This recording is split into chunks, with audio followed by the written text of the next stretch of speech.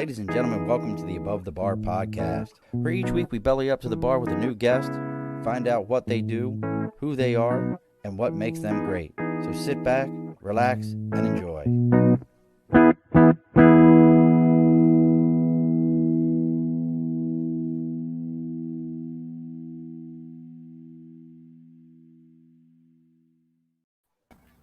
Alrighty, folks, welcome back to the Above the Bar podcast. It's your host, Sean. So we are bellying up to the bar, maybe get a couple belly laughs. Look at that. As cheesy as I can get it to sound, like as a dad, I can do all these horrible dad jokes. It's the best. So we are combining the two perfect elements. It's like the perfect storm. When you think about PC and then you think about comedy, we have combined the perfect storm. We brought that storm. It's what would we call it? I don't know. We'll call it something, but we're going to call this Hurricane Jennifer because she's bringing. It won't be the first time. Yeah. Shit's a hurricane. We'll get into all this, but we have brought with us one of Albany's celebrity-owned stand-up comedians. Albany's own. Look at this. You can find her at all the greatest elk lodges. VFWs, because we're Albany. We had a comedy club. I think we got one left, and we had another one, which I'll tell you a funny story about that. But we have brought with us today Jennifer McMullen.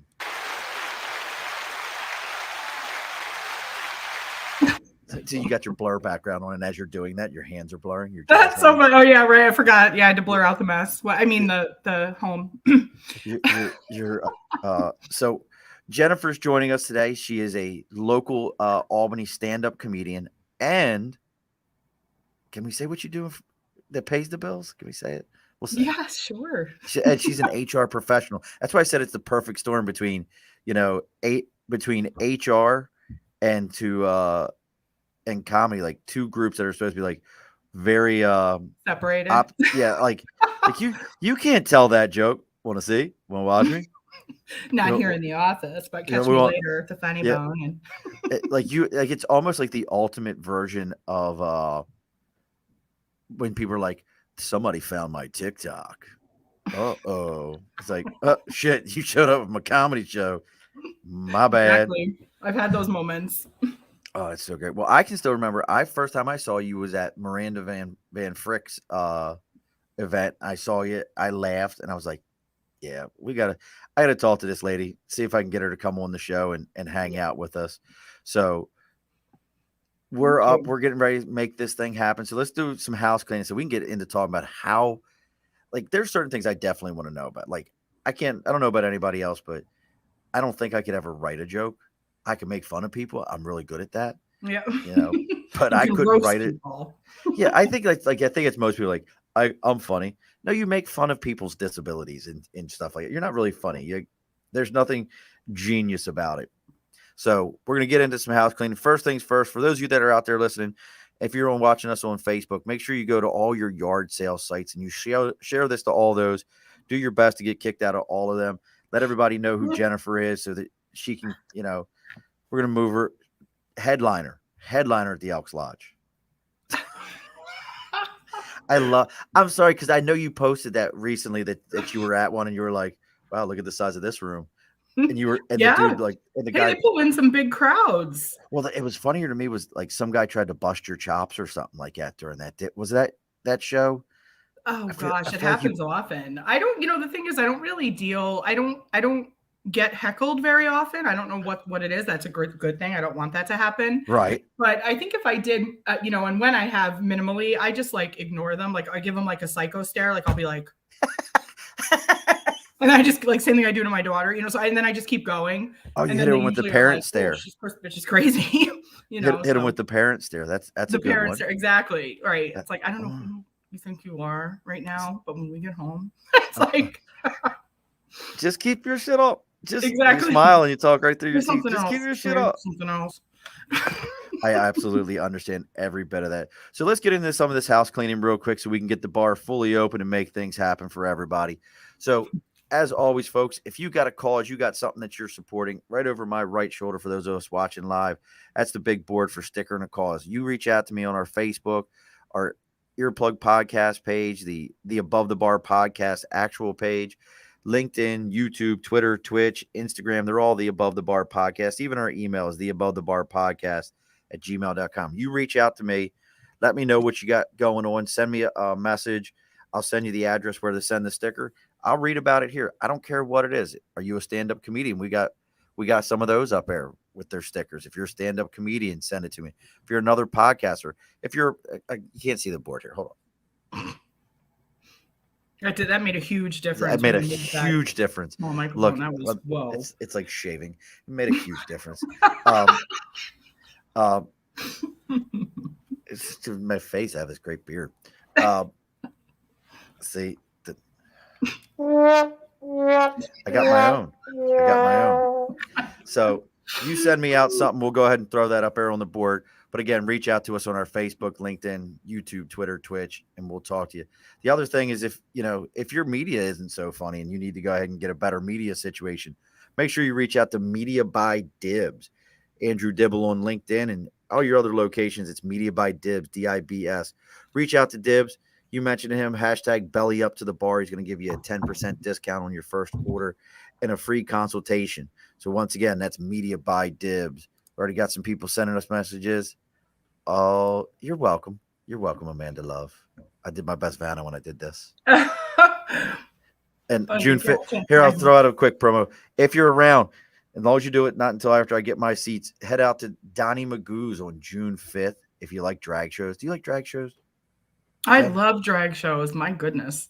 Then you have to join. This is perfect. Yeah, this is perfect. I haven't been to one in a long time. We used to do a lot of shows at the Waterworks, and whoa, Rocks and the Waterworks. Holy shit. Well, you'll have to join us then, because Amanda Love puts on these drag shows, and June 5th, we're going to go out there. It'll be Amanda Love. Who else will be out there? Sherry Love. Okay. All the Loves, the whole Love family. The whole Love crew will be out there. Frida Munchon will be out there. Oh, yes. Mm-hmm. Everybody knows Frida. Yes. So they'll all be out there at Donnie Magoo's on June 5th for a brunch. And Donnie's got great food. And it's Cohoes. I mean, good food and Cohoes. Good, figure that. So poor Cohoes. Aw. I know. Well, Cohoes is like, Carmi Hope is going to be there too. Carmi has one of the best voices that you will ever hear. Just an amazing voice. So make sure everybody joins. So let's get into this. The bar's open. We have Miss Jennifer. First off, thank you for joining us on this 420. Thank you for having me. It's a fitting day. I feel like I got tipped with some marijuana at a show the other night down in Greene County.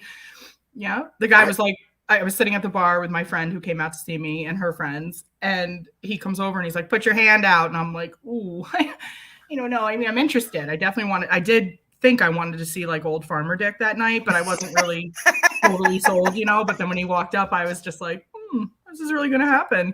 So I put my hand out, and he put a nice big old bud right there in my paw. That's time great. For that, yeah. Yeah, that's. I mean, I've been paid in it before, but I've never been tipped. No, what? Did you really? Did somebody at a show try to pay you in weed? No, well, they stopped. They kind of just stepped up the pay a little bit with a nice little, Oh, okay. Baggie. Yeah, it was all good. It was wonderful. Yeah, super. That's. I guess that's kind of something you expect. Almost. Is that like? Now you got me wondering, because I wasn't even going to ask you about this. Yeah, I that's remember good. You showing the picture. What? I remember you showing the picture online, but is that like a comedy club thing? Like, it might be. This was an Irish restaurant down in East Durham, so I don't know that they necessarily walk around tipping people with it there in the restaurant like on a regular basis. But right. I think he felt very moved by the comedians and the cause, and he was just a really nice guy and wanted to share his crop. So I was like, okay, thank you. Put it in my wallet, and Oh, that's so great. Like, because that's one of those kind of things where you think about it. Like, I mean, we're so liberal now in New York with it. It's like, yeah, like it was just on the news today. Right. They were like, walking the streets of Saratoga, the smell is very different today than it used to be. I know, it's like pastries and weed now. Yeah. Yeah. Now it's like, oh, you've got an oh boy and a doobie. you'd have a sometimes little. simultaneously. Yeah. Well, you may need them both. So let's get it. So how long have you been doing comedy? I've been doing comedy for sometimes I don't want to answer it because I'm still like local. I mean, I do travel outside of the state, once in a while, but I don't Legally? necessarily Is like that legal? tour. So it's kind of like I want to say 2 years just to make it seem like I haven't done that much yet. But no, I've been doing it. I've been at it probably over 10 years, little over 10 years. I Now, actually there was a last comic standing contest, Albany version, which was done at the Waterworks, like I was talking about earlier. And my friend Joe was like, you got to do it. You just got to go enter. I was like, oh my God, I did a class one time. I did some open mics. I'm not ready. He's like, oh, you're so funny. You just need to do it. I'm going to do it. You need to do it. I'm like, okay. And I ended up placing second in the whole damn thing out of, I want to say, God, there must've been close to 100 people, I think, that circled through it as the contest went on each, week after week. I think that was 2011 or so that happened. wow. So yeah, from that, I just made all kinds of connections locally on the comedy scene, and it just took off from there on the local scene. People just were like throwing me spots and, a couple minutes on their shows, and just kind of, that's where it sort of kicked off. So that's how it kind of started for you. For actively performing. Yeah. So now getting into it, was this something that you grew up and you were like, oh, I'm seeing other comedians, this is something I want to get into? Or were you the class clown? How does it end up that? Yes, I was class. Well, I think my official title at our senior banquet was like class big mouth or something along those lines. But here comes my damn cat, who may make an appearance. Let her have her quick moment. Here she is. Do what you got to do. Now you got to go. All right. Thank you for that. Yeah. So my mother actually, many, many years ago, found a comedy class up in Saratoga, which was at the Saratoga Arts Theater, and with Catherine Mora, who's was my first outside of the family and friend group mentor. And she ran the class, and I met some local comedians in that class as well that I still work with. But I took the class, and I remember saying to my mom, like, she can't, like, they can't teach me how to be funny. She's like, oh, it's not about that. It's about teaching you how to present the material. Like, how do you get up on stage and make this funny thought you had, be relatable to the audience, or the audience to find it humorous. And I was like, all right, I'll give it a try. And that's exactly what it did. It took my crazy thoughts and my little stories, my funny stories, and my self-deprecation, and it taught me how to deliver it, I guess, instead of just sort of sitting around and entertaining people for free at work, which is what I typically did. And my friends, we just, I was always definitely, I would say I've been the loud. I think they would all agree. Some of them might be on here and they can agree and attest to that. Well, those that are on here, we got 8 people watching right now. Oh my God, I'm a fucking celebrity. Full I have made celebrity. You've made it. But look, you've doubled all of our viewers. I always say, there's only 4 people watching. Don't worry about it. 3 of them are related to me. One just stumbled across the show. So and that's the way. But that's a good question. So when you're getting out there to do your comedy, and you're thinking about, we always hear the saying, people's biggest fears in life are public speaking. So, I mean, to me, I can stand up in front of a whole group of people. It's no big deal. It means absolutely nothing to me. But if I had to stand up in front of a group of people and deliver material that I put my work into for that and hope that they reacted to it, where does that come from? Because that's totally different than just. Yeah. That's a good question. I think more so, and obviously, like, I've tried to either build on some of my really good solid bits over the years, really enhance those and just play off of them a little bit more, because they're good and they hit and they work pretty much every time. But it's like, you can't get up and do the same stuff all the time, especially on the local scene, because people that have come out and seen me 10 and 12 times could probably get up and do my routine themselves. If anything happened to me, I'd be like, have to tag one of them in and ask them to go up and do it. Come on up here. Right. I gotta go pee. Finish this up for me. Exactly. But no, there is writing involved. And, all of the comedians that I've been friends with for many years, they've always said to me, like, oh, you got to write more. You got to write more. You got to do, we want to hear new stuff. And I'm like, yeah, I know you're right. And they are right. But I don't know that I'm definitely, I wouldn't say I am a joke writer, but I'm not like a setup punch comic, which you kind of saw. I mean, you got a taste at the event that you were at. I'm a little bit more of a storyteller. I just kind of recap a funny experience that I had, but there's facial expressions, there's voice inflections, there's different things that sort of go into, performing that story. And I can, like, sometimes when I am jotting notes down, like I'll have to write, like, act out. Like I have to sort of remind myself that you're supposed to do something at that moment. I don't just get up and go, and then when I was at the store, this happened. I'm like, I'm laughing, I'm making faces. I don't know. It just sort of comes together. I definitely need to write more, but I guess to answer your question, when I do write, when I do really think about like a joke from sort of start to finish, it's taking a funny thought that just came through my head all of a sudden, or something that I just randomly said to friends or coworkers, especially my mom. If my mom laughs at something, I'm like, I got to write that down because she's just so funny. The funniest. But I just sort of take that funny thought and then I have to just run it through like, okay, so what am I going to do with this on stage? But I don't like to overthink things. I don't like to overthink my material. I like it to flow. It has to be my own. People are always like, oh, you should do this, you should do that. And it's not that they're wrong. And I guarantee if I had probably listened to some people over the years, maybe they would have even been funnier, but it's not me. So I can't do it. Like if someone says, you should do this instead of this in this joke, I'm like, okay, cool, thanks. I'm never fucking doing that. Right. Keep doing my jokes the way I want to do them. Because it has to be authentic. It has to be. It has to feel like yours. Yeah. It has to feel like yours. Yeah. See, I get that completely. I hear people are like, hey, you should change your show and you should do other things. Like, no. Thank you. And a lot of times I'll be like, oh, that's a great, and I have, like, I won't say that I haven't never, like, changing the names of how I do certain things, but for the most part, when people are like, you really should, nope, no, I'm not doing that. Right. Nope. No, thank you. Appreciate it. I love you, and thank you. Respect you greatly. Yeah, that's. But I'm gonna let you let me go now. My mom's I'm trying to get her in the link here. Do we need to should we send her the StreamYard link and just let her just sit in with us? I was doing. All right, I'll figure. I don't want to take away. Yeah. That's not nice in a podcast. Yeah, but now, so your comedy is more, like you said, it's more storytelling type stuff. Definitely. I gotta ask, because you are in HR, do you ever draw from that? Like, I have my degree in, then you talked about cats. Mine's at my feet right now going. Yeah.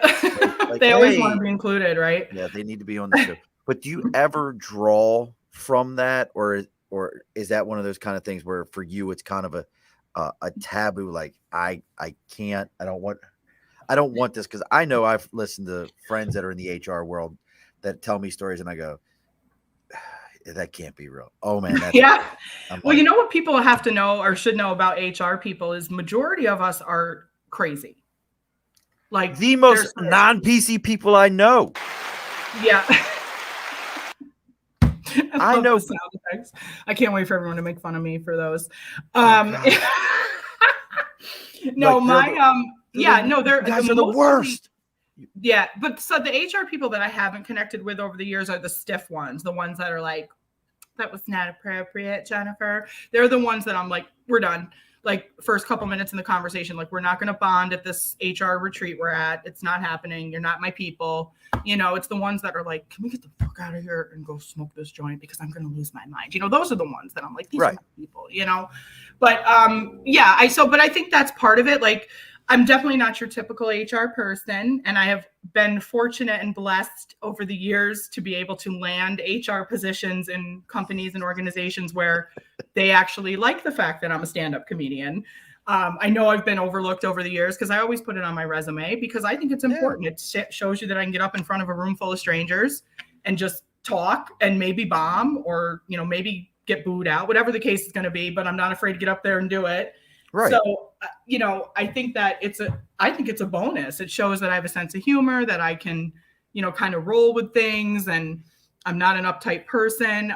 But there have been companies that I'm sure saw stand-up comedian and were like, not for us. Well, today, the bigger thing is everybody looks at your LinkedIn. Everybody's looking at your profile, your social media.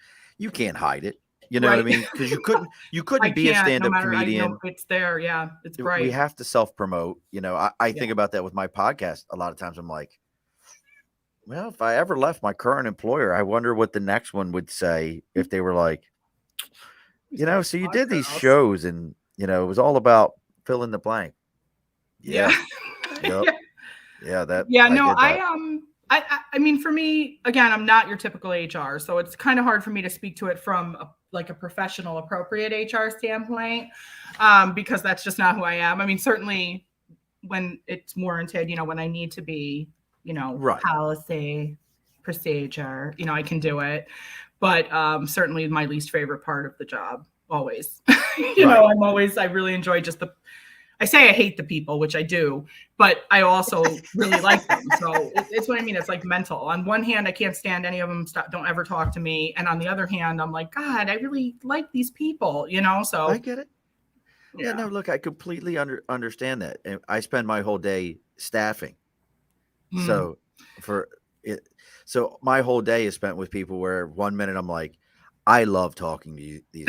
I got someone a job and they're happy and this is Yes. amazing. I'm so happy for them. They were in a rough situation. And the next phone call, I'm like, you're slowly sucking the life out of me through You're the phone. so much more annoying than I initially realized. Yeah, like there's a level of soul sucking right now that really I'm impressed. Like you've killed the whole room. So we got some questions already. So Okay. Amanda Love wants to know, does comedy come in threes? I'm not sure what he means by that, but like the jokes, maybe because I know like they always say I was celebrity going to death say, are we in talking threes. about death? Because we have had a lot of comedians pass, Well, Bob that was what Saget and Gilbert Godfrey and did you see in what's his name? The chubby guy. Louis Anderson. Oh yeah, Louis Anderson. Did you see that picture? Did you see the picture? I don't know. It was a picture of Was he Gilbert naked? Godfrey. Please don't bring it up. Huh? But no, Was that's he naked? different. Like you won't bring it up, right? Right No. now and show it. Gilbert Godfrey naked would be a scary photo, I think. But it was a picture that Gilbert Godfrey posted of him, Bob Saget, and Louis Anderson. Oh yeah, like taking a selfie, like a right. Like and I was like, oh, how that's crazy scary. is That's that? eerie. For him to be the next one, like he was ew. Now, that's scary. I did see that picture, yes, and I thought it was very odd that they just happened to all be together, and then now they're all not here anymore. They're all, and now Pat's got a great question, and this is something you said you started this way. You did a couple of open mics, but that's where you started at, was doing open mics. What do you think about people that are out there that this is something they're thinking about, besides the fact that you probably had the same answer I have. I want no one else to do podcasts because I just don't want you to get in my way. I need I need everyone to watch me. But what are your thoughts when people are saying like, oh, I'm going to do an open mic? What are some of the things you think about with that? Oh, I think they should always go for it, and interestingly enough, so my mom actually took me to my first open mic somewhere in Schenectady when I was like 16 years old. She took me to an open mic and I would not get up. I was like, I'm not doing it. I'm going to shit my pants. It's not happening. So she got up to show me that you could get up. Now she did go blank and she kind of was like, I got nothing, and left the stage, which is crazy because she is the funniest person you will ever meet. But it's not her thing to get up there and present it. She just lets out these zingers. She's hilarious. Her perspective on things is just so real and funny. But to get up on a stage and deliver it, it's not for her. But she was trying to show me, like, you can do anything. Like, if you think, you're funny, which I think you're funny. She goes, you don't even know how funny you are yet. And I'm like, I'm not funny. I'm 16. I'm just like cool teenager. I'm not funny. But, I was funny. I mean, I knew I was funny and I knew people thought I was funny, but I never thought I was going to be like equate it that comedian. Same way. If you asked my friends in high school that I'm still friends with now, I don't think they would have told you they saw me destined to be a stand-up comedian. They definitely would have expected me to be doing something funny or entertaining probably, but I don't think that anybody was like, oh, Jen's going to be a stand-up comic.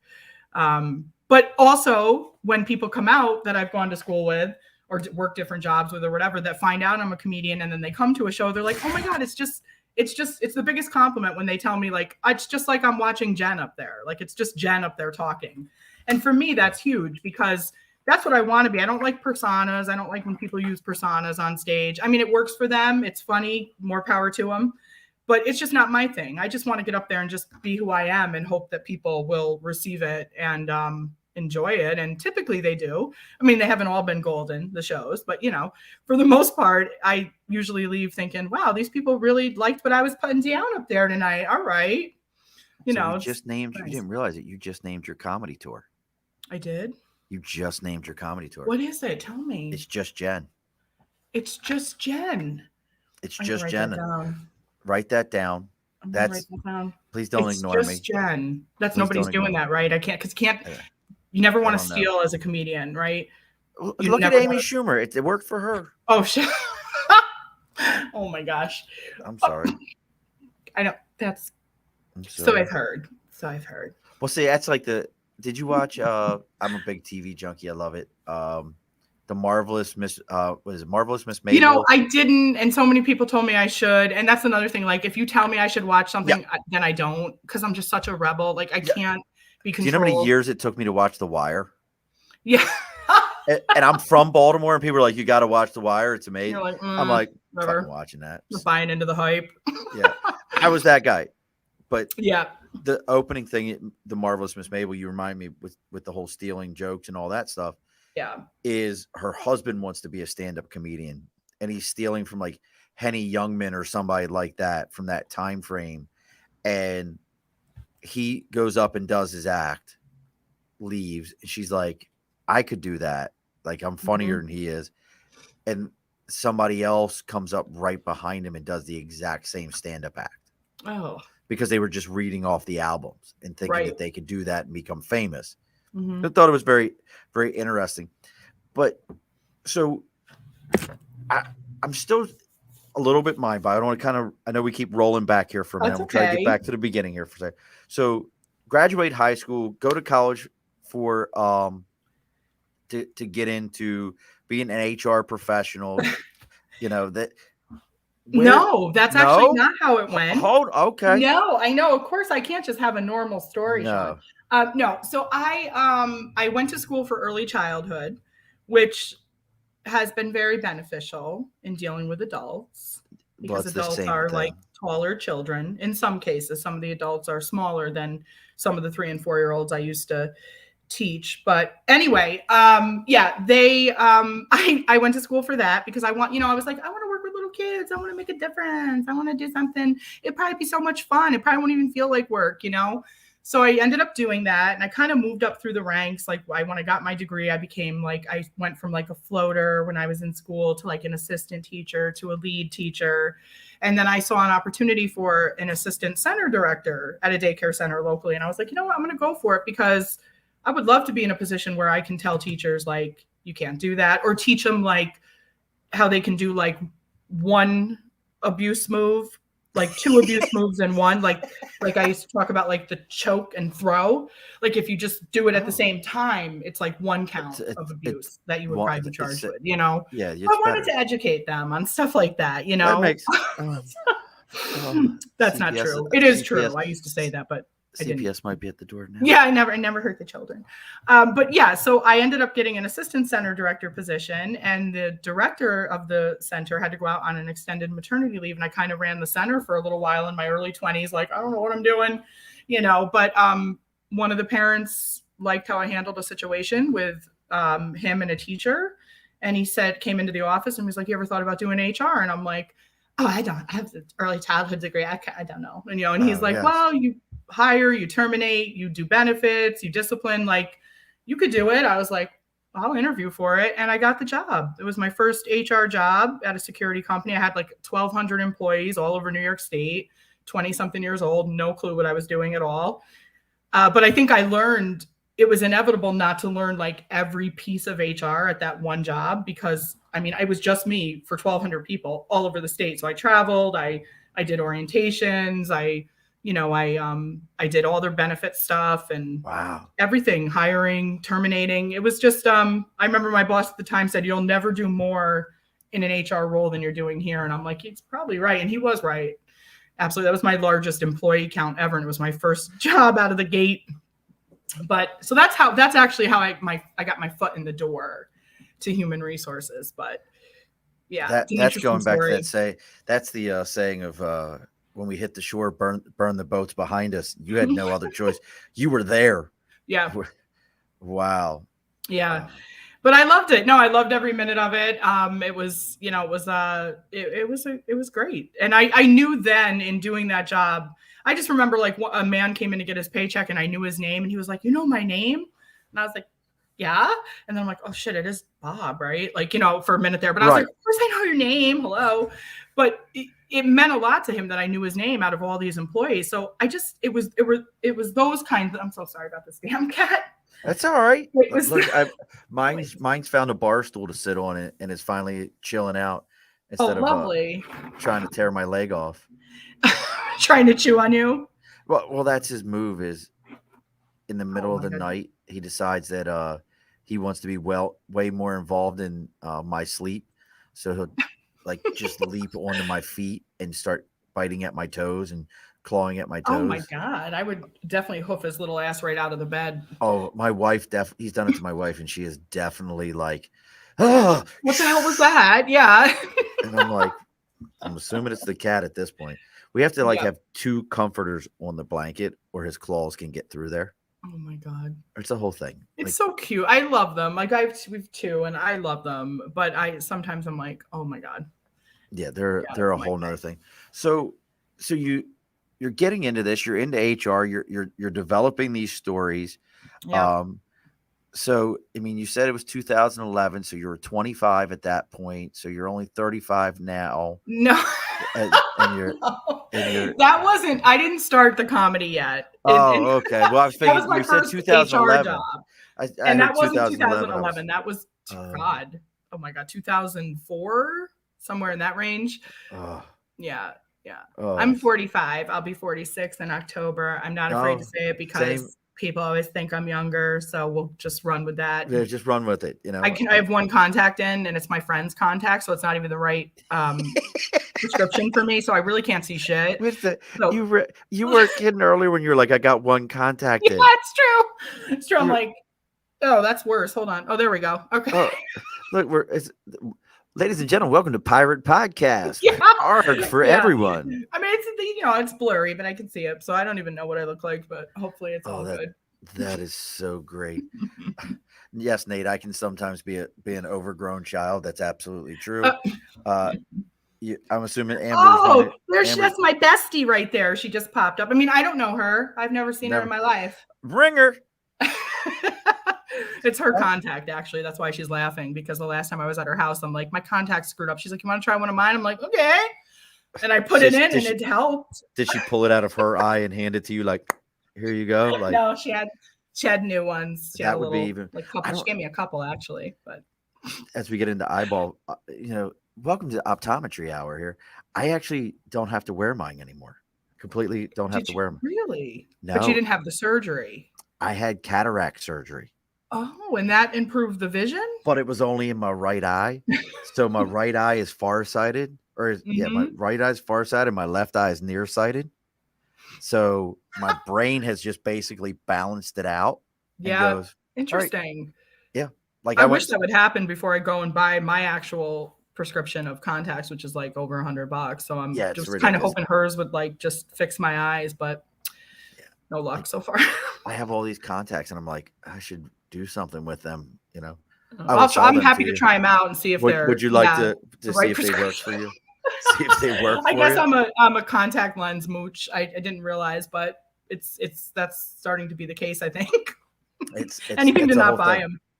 Yeah, it's a whole thing in and of itself. So at what age? So 11, 12 years ago. So you were still in your early 30s when you got up on stage. Older than a lot of the people on the scene. Oh, really? And certainly I am now too. Like I feel like in the last 10 years or so with some of the new 20 somethings that have come up into the comedy scene, I sort of feel like I kind of have just become like a big sister or like mom role. And some of them are cute, which sucks because I'm like, I'm not your sister or your mommy. You know what I'm saying? Like, what are you doing after the show? Right. But, and they're like, Mom, it's embarrassing. Get away from me. But no, I have sort of just taken on that kind of like I don't know, I guess mama sort of role with some of them. There's just such Motherly. motherly, yeah, which Motherly. is weird a little bit now There's that a I'm page saying it for out that. loud. But There's an entire page for that. there, Don't worry. there is. We might be on there. Some of our picks at the show. But yeah, no, so I was a little bit older coming into the scene and always wished I'd done it when I was younger. I mean, I was in my 20s when I kind of started to dabble, but I wasn't working professionally as a comic, I wouldn't say, until it's been really like the last 10 years. But I was dabbling before that with the class and some open mics and things like that. I was always writing. That's the thing. I would always be like, oh, that's funny. I got to jot that down. So when I was ready to start doing some actual shows and they were like, oh, can you do 15 minutes? I'm like, 15 minutes? Oh my God. I'm going to cry my pants and just it's too much. Be terrible. And then it just started. Now you just keep going up and increasing how much time you can do. So now it's like somebody might just throw me on for 5 minutes. I'm good with that. Somebody might ask me to do 30 and I'm like, whatever. Now I guess I'm just to that point now where, I don't know. You've got your material. You can set your time. You know what you're doing. And see, this is one of those things that I know the first time it happened to me with anything related to my show, how I felt about it. What was that feeling the first time that, I guess it's two questions I really have. The first time somebody handed you a payday for doing it, what was that feeling like? Like, did that feel like, shit, I'm here now?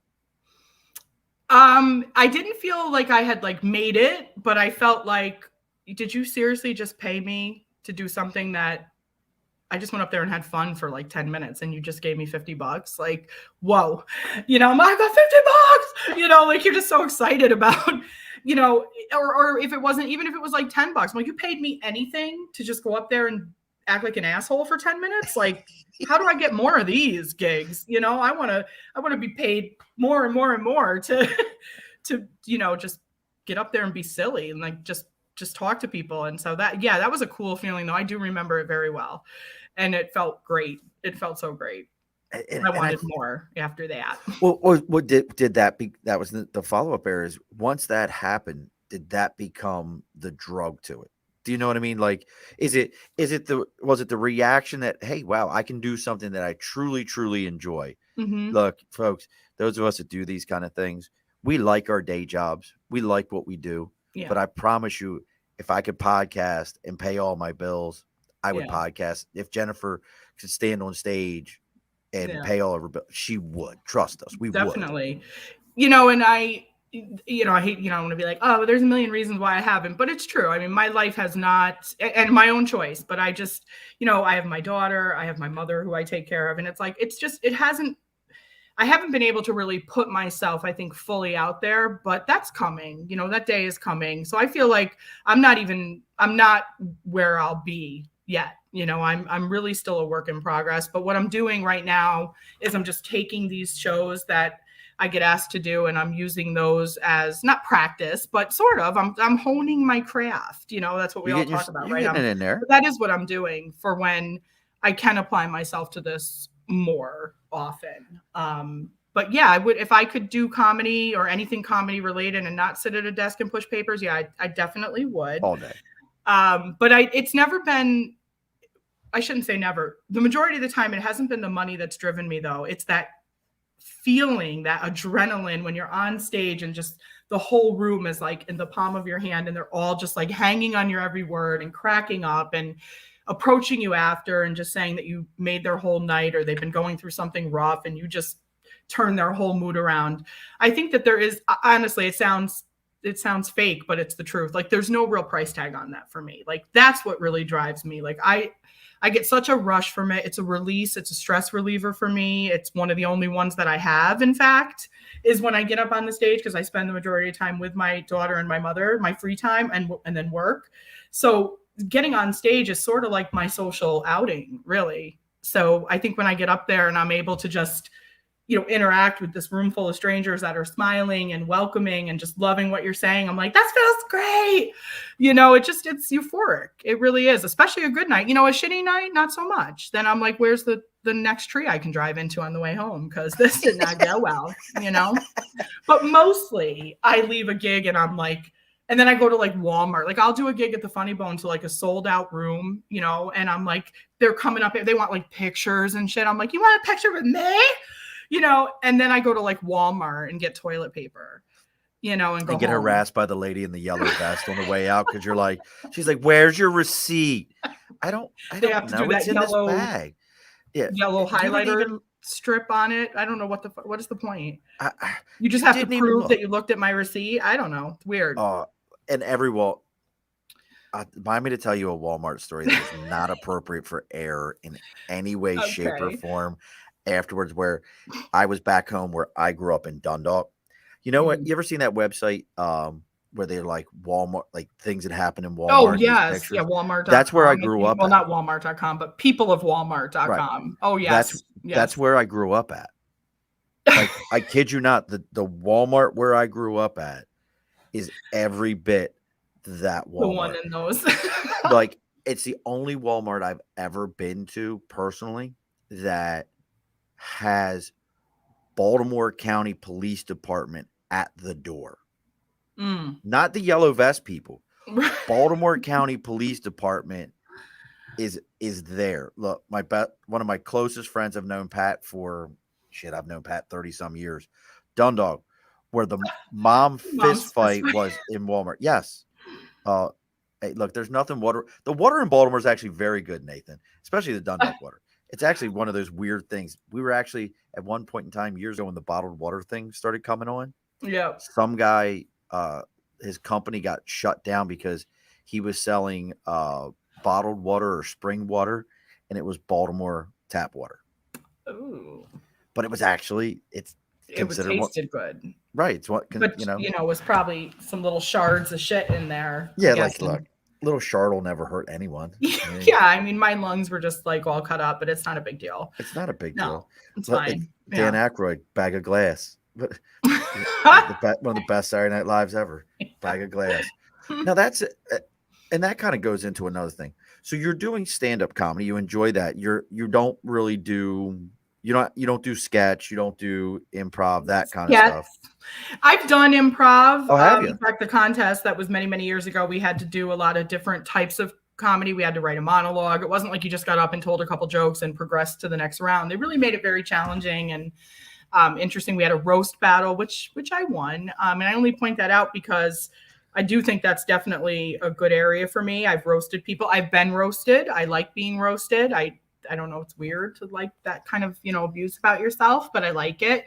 And yeah, I basically this is what I said, and I'm going to share it on here because it's just so funny. I have to. The roast battle was happening, and I didn't even have anything written for this kid, but he picked on me about my weight. Like he said something like "Jen's so fat," some shit. So I said, and his name is Dan Rossi. I hope he's watching. He's not probably, but he's a great guy. But anyway, he said it. So I was like, oh, and Dan, by the way, just so you know, okay, I wouldn't suck your dick, okay, if you coated it in ice cream and hung a cheeseburger from your balls, okay? Just so you know. And it was just like off the cuff, and it really just like brought the house down. I don't know what happened. Everybody was like stomping and clapping, and it was such a great moment. Let's see if I got the right button here. Hold on. Thank you. That is, I really feel like I've made it tonight, Sean. This is like, look, you didn't realize. Look at that. Wow, that's quite embarrassing. Yeah. So anyway, funny stories. Yeah, I got lots of. Yeah, I like roasts. I don't really like the whole monologue thing, like on TV show. It's so weird. I'm a weird thing because, and I think it annoys, I guess, comedians that maybe take things more seriously that I've worked with over the years, that like they really get in their zone and they're writing constantly and they're fantastic. It works for them. I don't take it from them. I think if that's what you need to do and that you are constantly evolving and getting up there and doing new material, that's a beautiful thing. And they're fantastic. I don't know. I just am who I am. And I've just always been that way. And I think that, it either works or it doesn't, but it seems to work. And I don't know if I say a little bit sometimes of the HR side comes in where, I guess I'm a likable person. I'm a people person. I don't typically offend people. I definitely don't go near offensive material. I don't go near politics or any of that bullshit, mostly because I don't pay attention to most of it. But I don't go near any of that stuff. I just really keep it about like me, my life. Like I said, a little self-deprecation. I'm just not. I'd rather get up there and make fun of myself than someone else. It's just kind of. That's your thing. Yeah, it's my thing. Now you just touched on this, and I was curious on your feelings. So we've had some very interesting things through COVID when it comes to comedy. Yeah. From, comedians getting, people searching back to the dawn of Twitter to when a comedian was barely known, making some comment and being like, did you see this? And to me, I'm like, how long did you dig through their Twitter to find that? Like, this is a person who probably has like 10 tweets a day. They have a professional tweeter. I don't know. They have a professional person that does this for them. Photographer, stenographer. Yeah. Is that we might have just created a new job. A tweetographer. Mm-hmm. It might be my next T-shirt. Might be my next T-shirt that I'll have to make. We did make them perfect. Did you see this T-shirt? This is Metallica. This is for Nathan. So he typed Metallica wrong, and then it turned it into a heavy metal mariachi band called Metallica. I have T-shirts made. You can buy your own. I love it. So we can get you heavy metal off of TeePublic. But what are some of your feelings with, that's not your style, but we're seeing guys getting canceled. We're seeing people digging through. I feel like Ricky Gervais is one of the saving graces where he's like, I don't give a crap what you people say. I'm done. And he just really doesn't, right? He really, really doesn't. And he's one of the funniest people on the planet. Yeah.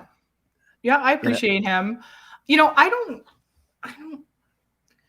really care. It's like another thing where I'm kind of like, another thing too is, so I do stay. I mean, you can't be on Facebook or Instagram or any social media outlet these days and not be aware of the big stories that are going on, right? They're just going to be constantly in your feed unless you unfollow everybody. I mean, you're gonna see things that have happened. And I don't really I don't voice much on social media about those things because I don't think much about them when I see them either. So it's not just like I'm suppressing, like, oh, I just don't want to post this or I don't want to go there with it. I really just don't want to go there with it because I'm kind of like, everybody's entitled to their opinion. I don't like when people are degrading or, mean to people. I feel like, especially basing any type of judgment on a person for any choice or anything like that, or any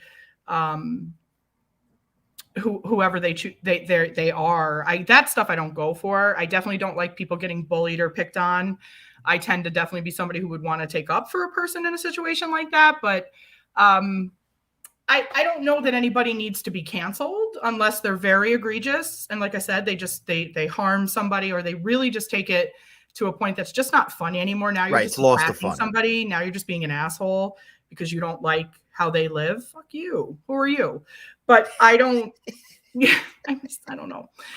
I don't like that shit. And I don't support those people. It's not, I wouldn't go pay money to see anybody who I felt was that type of a person. I'm not going to support your career, but I also don't give a shit. I'm not going to do anything about it. I'm just going to okay, you're just not for me. Right. You're not my comedy. No, but I don't know, but the cancel culture and all that, I get how serious it is. And I understand it's really kind of, it's a person's way to show their distaste with something anymore, is to unfollow somebody or to block somebody or to not support them anymore. And it's really kind of, in some ways, it's the only way a person has to show their distaste of something. And they have every right to do that. If you're going to get up and say something stupid, then you have to expect, the public to come back with prizes.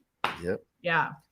Well, you talk about people unfollowing distaste. I think Netflix learned that today. They learned about unfollowing distaste. Yeah.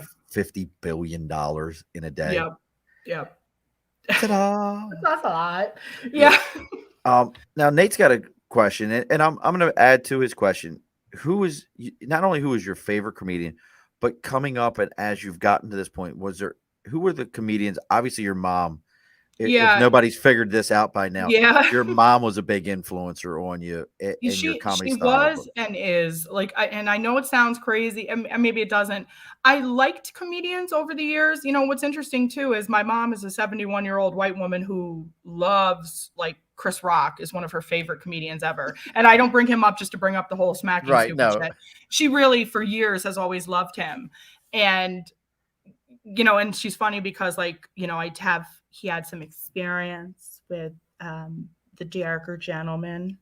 And my mother says to me, "Why can't you go get somebody like Chris Rock?" It's like, "Oh, I don't. Yeah, Mom. Let me go to his show and get in the front row and see if he picks me out of the sea of women that come out and, you know, fling their bras on stage and everything else that this man has to choose from a comedy show. I'm sure he would be like, spotlight on me, you know." Right. But she's funny like that. But anyway, Lisa no, she Lampanelli is at that point. Yeah, exactly. But no, she is. It's really, there is no comedian that I followed on purpose. I watched comedy from a very young age up, whether it was like old sitcoms that my mom would have on that would just be very comedic in nature and really show me what was funny to people, like the kind of like sarcastic, like Golden Girls, right? I mean, you can't grow up in the 80s and not think about B. Arthur and her frickin' zingers that would come out to everybody.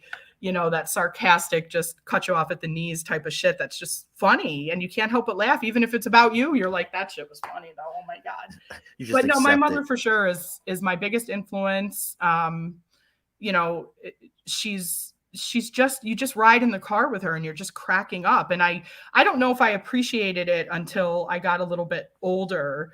As a teenager, I knew she was funny and I liked being around my mom and we did a lot of things together, but I would sometimes just be like, nah, God, quiet for a minute. But now when she talks, I'm like writing stuff down because I'm just like, she's just so damn funny. But I as a younger person, just sort of watching comedy, having not yet done it, I used to watch like Def Comedy Jam.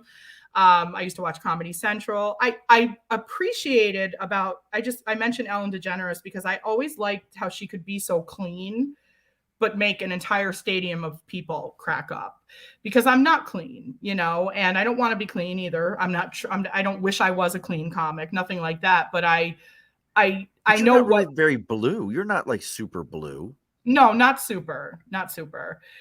But yeah, I liked her growing up. I respected that I thought just flowed very naturally. And it was like, just like a friend up there talking. But you know, she really, you know, she was packing them in. But I've always, it's been my mom. It's always going to be my mom. You know, it's mom like it is her. She's just the funniest person you'll ever meet. She says whatever the hell is on her mind. She does not care.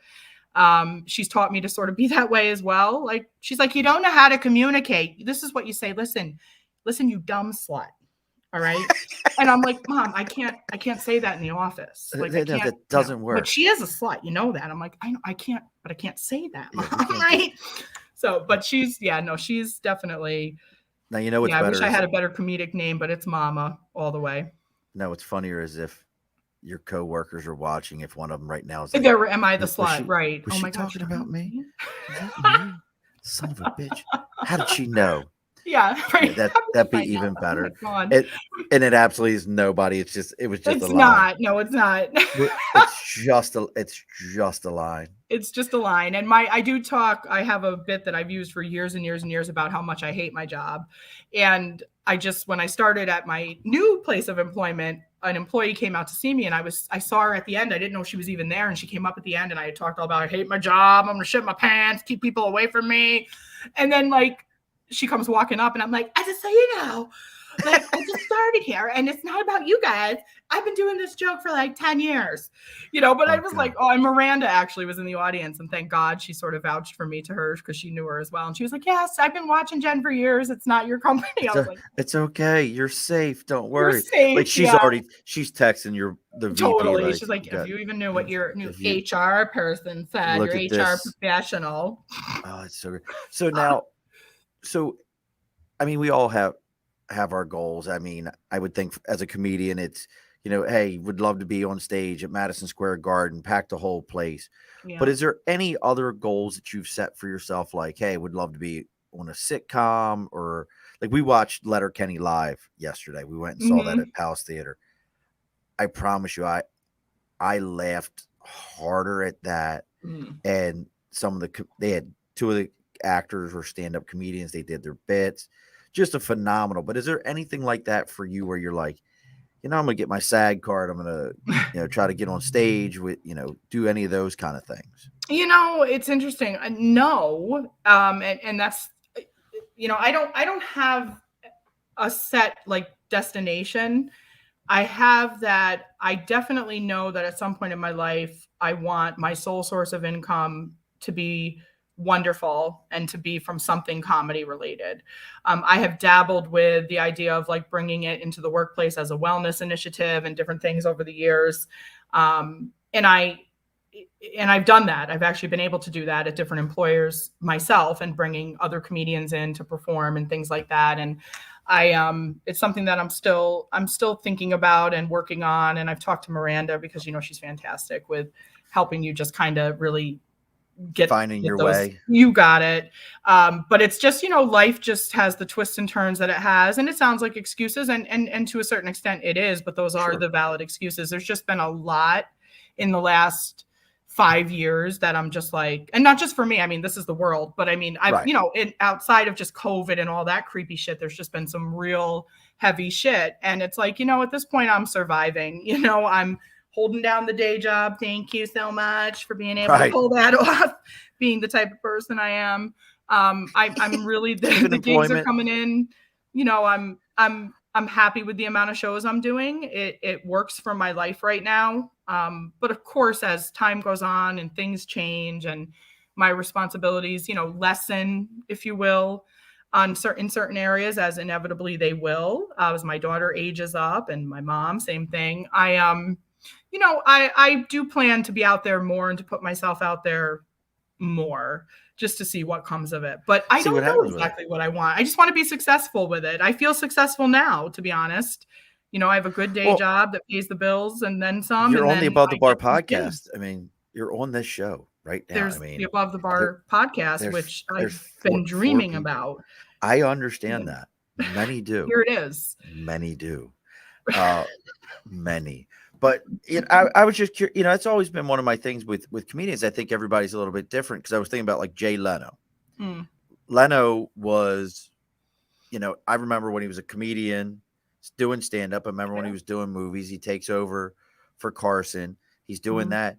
And he was still doing regular sets. Yeah. In Hollywood. Just showing up places and just showing up. Yeah.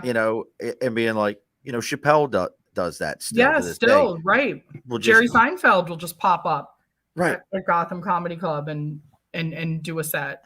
And it's, I think that you don't, I think if you do it and you love it and you get bit by that comedy bug and you just like, I remember I used to be so terrified. I had the worst stage fright. Literally, I would sit there and be like, I'm going to shit my pants. I'm going to leave, tell them you never even saw me and just say I got a flat tire on the way. Like, I'm not going up there.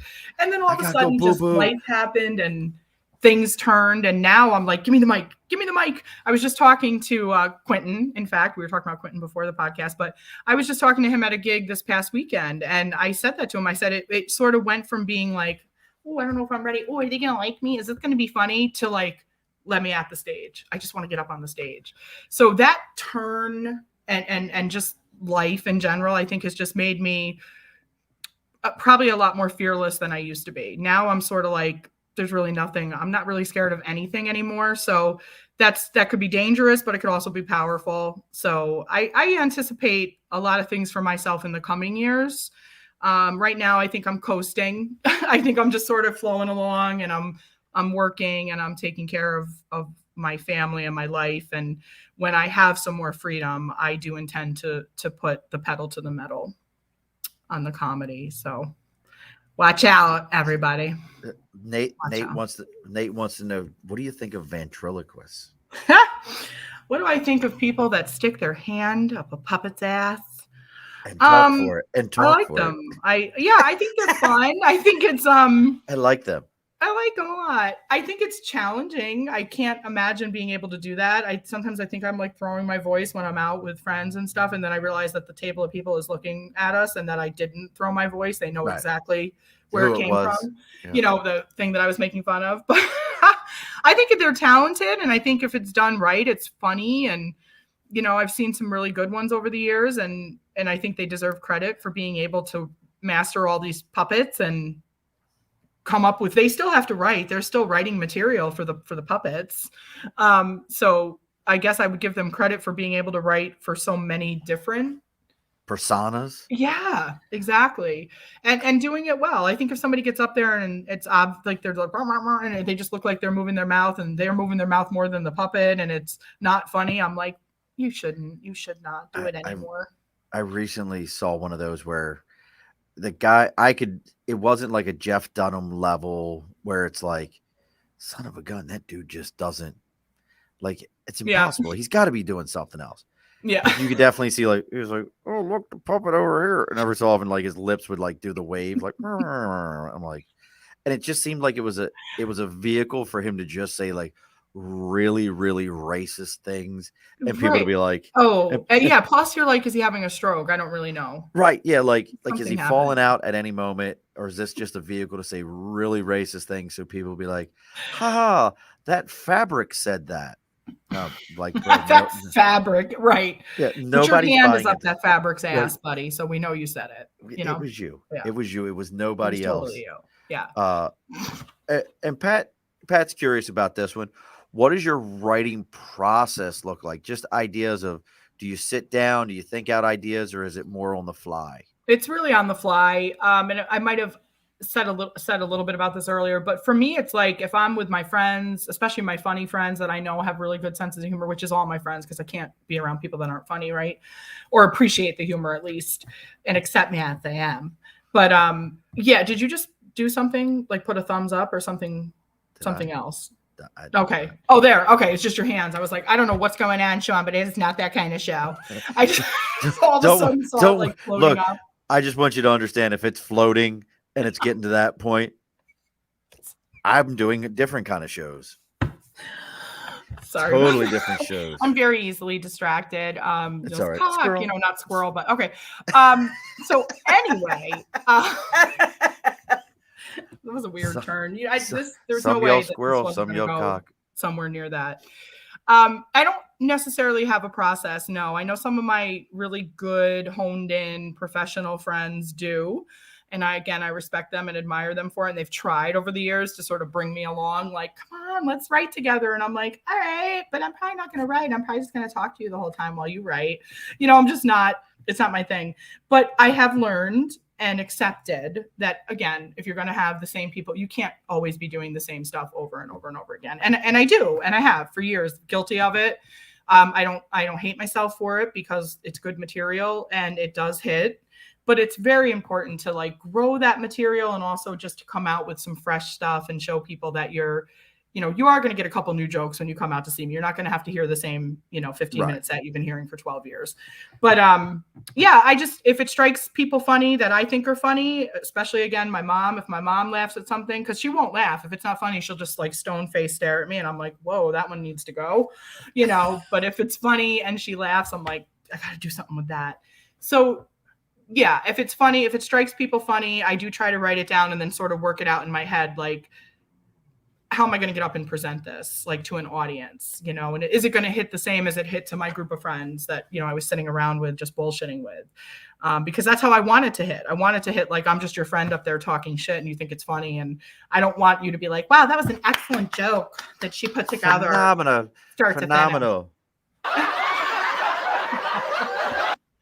And then it just stops. It's nothing. This podcast is nothing without the sound effects. It really, it helps. It helps, it keeps me honest with everything. But it's funny you say that your mom is that person. I tell you, I couldn't get up. I know I couldn't get up on the stage and do that. I know that's not me. I can introduce people. I have no problem, but doing the full set. But even like Roseanne Barr used to say that it was her sister. Her sister was like your mom. she would look for where her sister was sitting at in the audience, and that's who she told all of her jokes to. Yes. She didn't care if anybody else laughed. She knew her sister was going to laugh at them. Yeah. So she told them directly to that. Definitely. Does that have anything to do? Do you do anything in your process? Like, let me find the one person that they're just going to laugh at any shit I say. I'm just going to do the whole show for this person. Well, not so much, but what I do is 4 years old. I do exactly. Always I go right there in an instant. I don't look at people that aren't appreciating my humor. It's like, okay, I see you, bitch. I see you not laughing. I see you glaring at me, checking out my boots or whatever the hell you're doing while I'm up here. And I go right up over their head. No, it's a technique. Like, there'll be people in the front row and there'll always be one asshole that's like, and you're like, what did you even come out for? Did you come out for Make me laugh, show? Funny person. You're not at church. Right. So I don't even make eye contact with them. It's like, you don't even exist to me because I can't be thrown off by somebody sitting there stone-faced. You could be. I used to be. Not anymore. Now I'm just like, and at some points I'll be like, I'll stop the show and just be like, are you plotting my death right now? Like, what are you doing? Why are you staring at me like that, bitch? Like, I just have to address it because it's so drastic. But for the most part, I just ignore it. Yeah, I guess you do have to be confident to walk up there and present pieces of yourself, funny, gross, sexual, whatever, something stupid you did. I mean, whatever the case may be, you have to be able to walk up there and freely talk about that and really not give a shit, if people appreciate it or not. But of course, ideally, that's the outcome you want. And I think when you're not trying too hard, it's the outcome you get, But we want them all to give a shit. All of them. I do want them to give a shit. I do. But I'm also like, if they don't, well, I still got paid. That kind of thing. I can't let it break me, I guess. There have been shows that have not been so great. I remember I did one show with one of my comedian friends, and I ate the biggest plate of shit you could possibly eat. And then I had to sit off to the side, perched on a miniature stool that looked like I had a stool coming out of my ass because I was so much bigger than the stool. And I had to sit there on display at the front of like the banquet hall, and they all got to stare at me the rest of the night while I waited for my paycheck. And I was like, I should just leave and not even care about the pay. But it was just awful. So they're not all, like I said, they're not all golden. Well, but let's talk about this because I want everybody to come out and come see you. If you're anywhere in the upstate area, you're around here. So obviously you're listening here. This is the biggest show that you've got coming up. Let's just call it what it is. But we've got here on Friday, if you're up in Little Falls, you got the Elk Lodge number 42. Don't confuse that with that number 41. It is at 42. Because there probably are a couple of them on each street, I would imagine. Well, because remember, what was it? Hitchhiker's Guide to the Galaxy. The secret to the world is 41. That was what the computer spit out. So that's why that's funny. That's okay. Yeah, that's my most recent one. That's coming up Friday. And then you got and that was the last thing to add on. One of the other comedians on the show is not able to do the show, so I'm a fill-in, but I don't care. Stage time is stage time, and absolutely, yeah. And you get to go on stage with Albany's own version of Sal Maniscalco, or have you pronounced his name? You go out there with Pat. He's like the Albany version. The Albany version. No, I work a lot with Pat. Yes, Pat. We've worked a lot together over the years. He just had me out. So funny, kind of a funny story. He had me out, him and Mike Gregg. I did a show in Rouse's Point, which one wrong turn and you end up in Canada. And yes. One wrong turn ended up having to go through customs. I was like, no, you did not. Oh, my God. My daughter's at the hotel in Plattsburgh. I go 30 miles north to a VFW, which are fantastic shows because you know why? That's what they come out for, those shows at the VFW. They got $3 drinks at the bar. Everybody's wasted by the time you go on stage. That's top shelf. $3 is top shelf at the VFW. Exactly right. And it's the only thing happening in the town. Only thing. Oh, so but if you go up to Rouse's Point, there's a really good soup spot in Rouse's Point. Really? I wish I'd known that. It's within walking distance from the train station. There's like this amazing I didn't know there was a train there. That's the last stop before you cross into Canada is Rouse's Point. Yeah, it was terrifying. The Amish love that train stop. Yeah, I saw a lot of little horse and buggies, which was cute. And then the next night I was in Tupper Lake at a brewery. So it was like, just, he's really had me out there in some in the wilderness. I've done shows where I'm like on a dirt road with potholes for like 10 minutes and there's nothing around. And I'm like, oh my God, I lose my GPS. And I'm like, I hope I'm going toward the gig and not to some weird forest harem. Last house on the left. Yeah, ill. Yeah, we've had some stuff, but they're great shows. They're great. But you've got a lot of shows coming up. Tri-City on 4:30 in Binghamton. You got a private event on 5/12. That's got me. Yep, curious. That's for a local company. I'll be doing like a virtual, which I don't love virtual shows. Yeah, that's weird. But it's like this. It's like you sort of feel like you're doing a podcast, which is beautiful.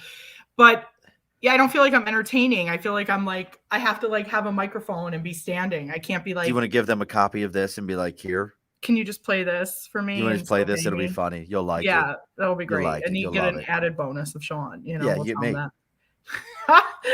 Yeah, no, I've got some good stuff coming up, and I have stuff that comes up last minute. I get thrown onto shows, and if I can do it, I do it.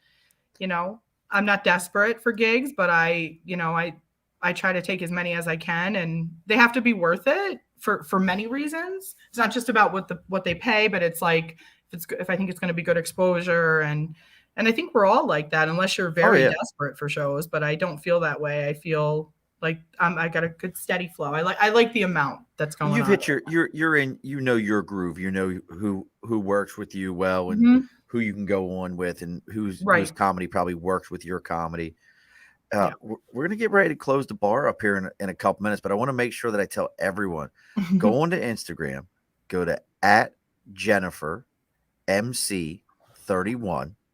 Make sure everybody gives her big follows, follow along, follow away, follow. Take your friend's phone. Make sure you go onto their Instagram and you follow. Make them do it. Make their 71-year-old grandparent do that. Get everybody involved in it.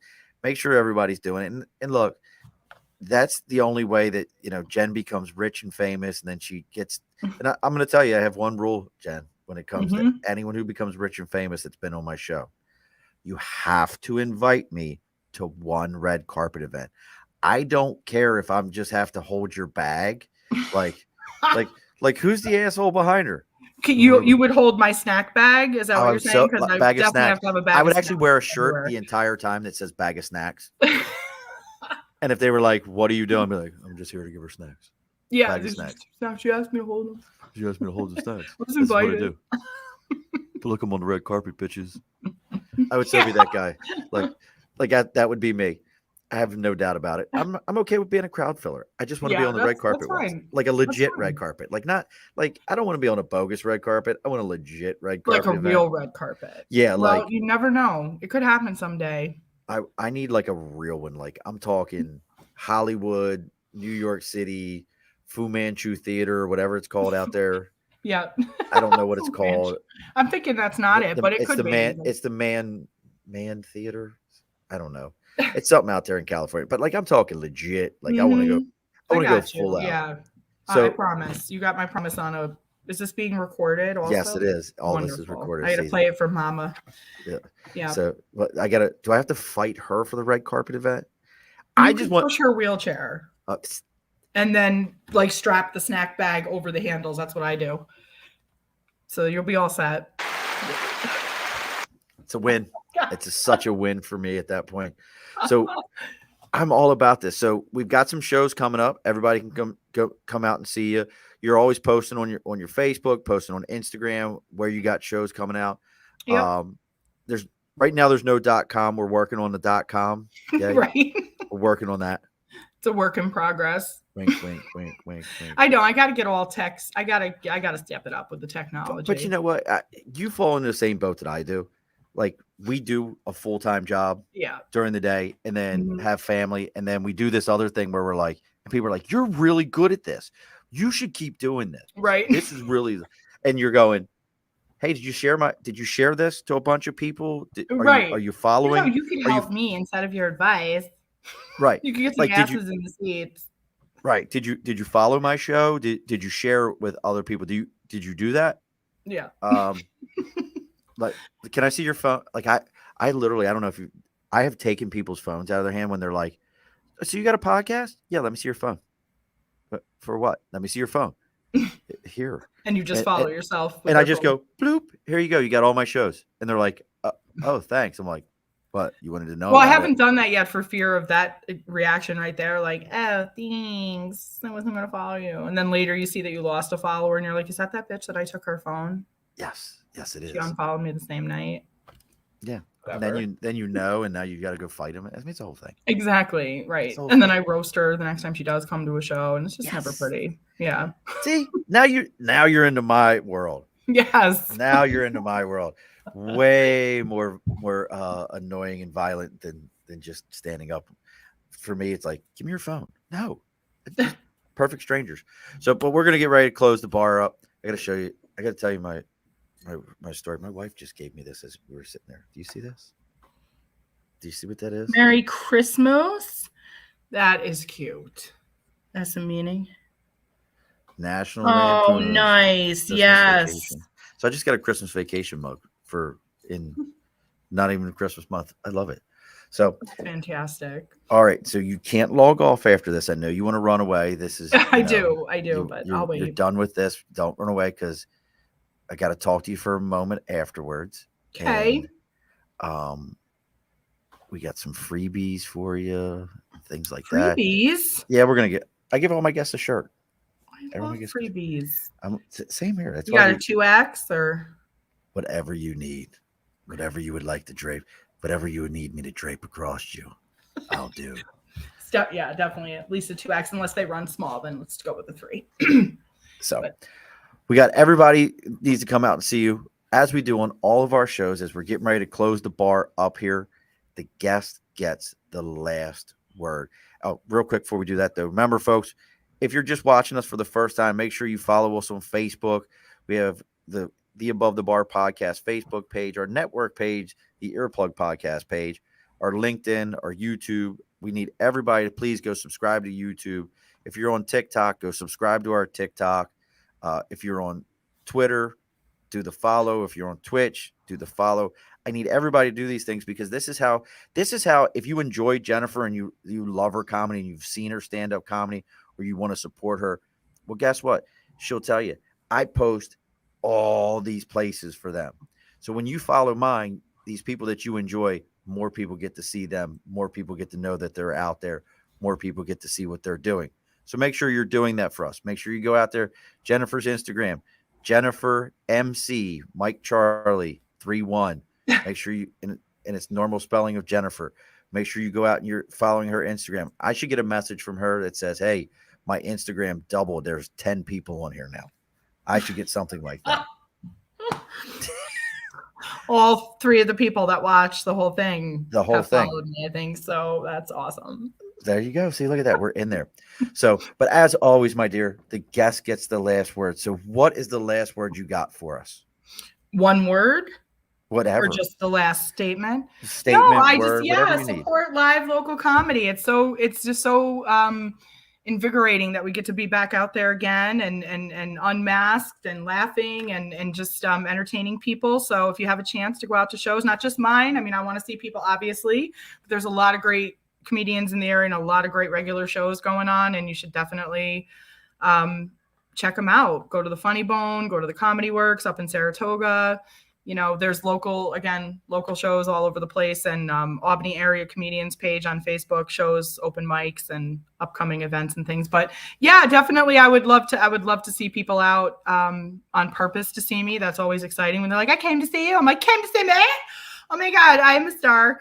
But so I love that, but support it in general because it's an art and everybody puts a lot of work and effort into it. And I think everyone that's performing regularly in the area truly loves to entertain people. So you'll have a good experience if you go out to the local shows and support them. So thank you so much for having me. I appreciate it. Alrighty, folks, be sure to push your stool in. This has been an Earplug Podcast presentation, found on earplugpodcast.com, iTunes, SoundCloud, and wherever your favorite podcasts are found.